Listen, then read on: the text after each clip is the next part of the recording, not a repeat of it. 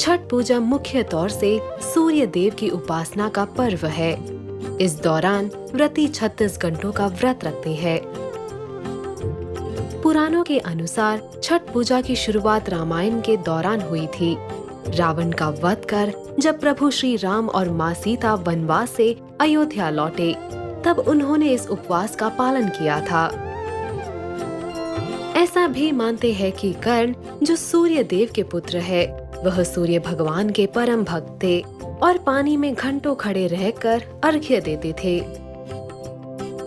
पांडवों के स्वस्थ और दीर्घ आयु के लिए द्रौपदी भी सूर्य देव की उपासना करती थी। कहते हैं कि उसकी इसी श्रद्धा के कारण पांडवों को अपना राज्यपाट फिर से मिला था।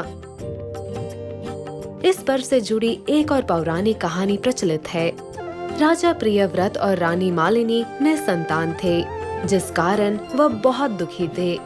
तब महर्षि कश्यप ने उन्हें पुत्र कामेष्टि यज्ञ करने की सलाह दी। जब उन्होंने ये यज्ञ किया, तब महर्षि कश्यप ने यज्ञ के प्रसाद के रूप में रानी मालिनी को खीर खाने के लिए दी। कुछ समय पश्चात ही राजा और रानी को पुत्र की प्राप्ति हुई, लेकिन उनकी किस्मत इतनी खराब थी कि वह बच्चा मृत अवस्था में पैदा हुआ। राजा जब अपने पुत्र का मृतदेह लेकर शमशान गए और उन्होंने अपने प्राणों की भी आहुति देनी चाही, तभी उनके सामने देवसेना यानी कि छठ देवी वहां प्रकट हुई, जिन्हें षष्ठी के नाम से भी जाना जाता है।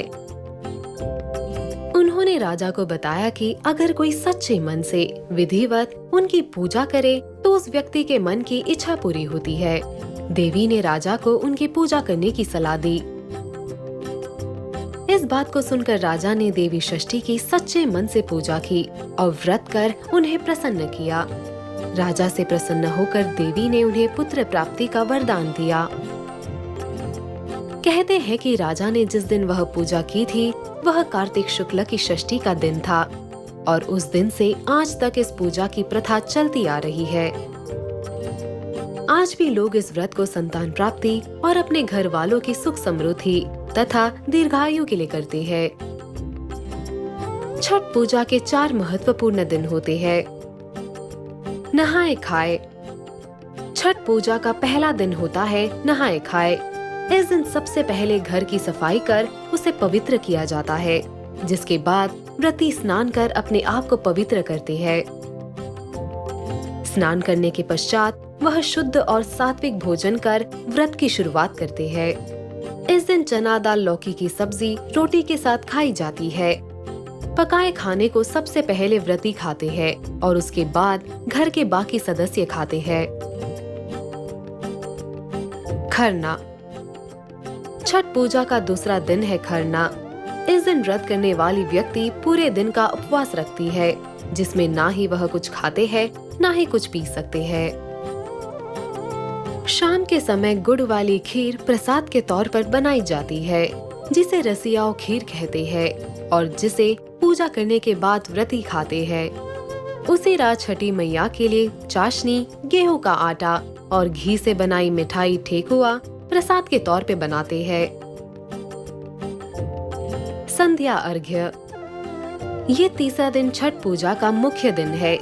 इस पूरे दिन व्रती निर्जल व्रत रखते हैं। फिर शाम में वह नदी या तालाब के यहाँ इकट्ठा होकर डूबते सूरज को अर्घ्य देते हैं। जब व्रती घाट की तरफ अर्घ्य देने के लिए जा रही होती है, तभी उनका बेटा या घर का कोई एक पुरुष एक बांस की बनी हुई टोकरी लेकर आगे चल रहा होता है, जिसे बहंगी कहते हैं। बहंगी में फल, प्रसाद और पूजा की सामग्री रखी जाती है। उषा अर्घ्य। छठ पूजा के चौथे दिन उगते सूरज की पूजा करते हैं। व्रती और अन्य घर के लोग फिर एक बार नदी के किनारे इकट्ठा होते हैं और छठी मैया को प्रसन्न करने के लिए उनके गीत गाते हैं। फिर अंत में व्रती प्रसाद और कच्चे दूध के शरबत का सेवन कर व्रत तोड़ते हैं और इस तरह छठ पूजा की समाप्ति होती है।